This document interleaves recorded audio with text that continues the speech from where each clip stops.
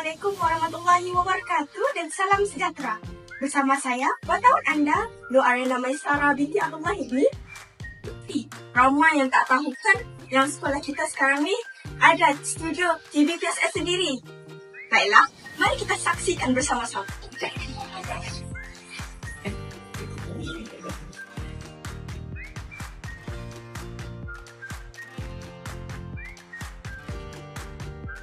Saya di sini hari ini akan menceritakan cerita di sebalik tabir studio kami yang baru. TVPSS edisi Endau rasmi ditubuhkan pada 3 Julai 2024 dan telah pun menghasilkan video pertama pada 4 Ogos 2024 yang lalu.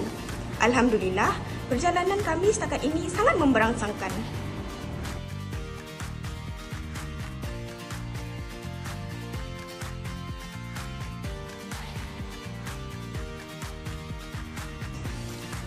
Samsung E&A telah memberikan kami peralatan canggih untuk menjayakan penggambaran video kami.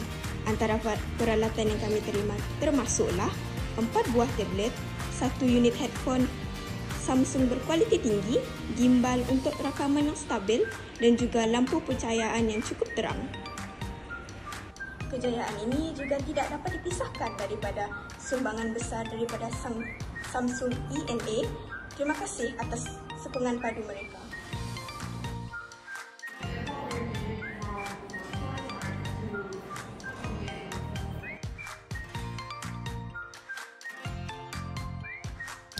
Pelbagai aktiviti yang telah kami lakukan sepanjang penubuhan studio TVPSS ini. Antaranya adalah rakaman temu bual bersama wakil daripada pihak KPM dan Samsung E&A semasa majlis perasmian Pusat Sumber Seri Endau.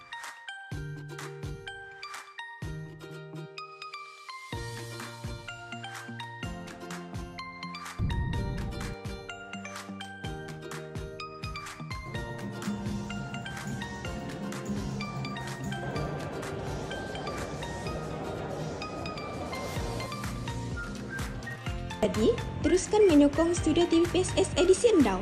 Jangan lupa subscribe channel YouTube kami dan tekan loceng notifikasi untuk tidak ketinggalan video-video menarik daripada kami. Sampai jumpa lagi. Bye-bye.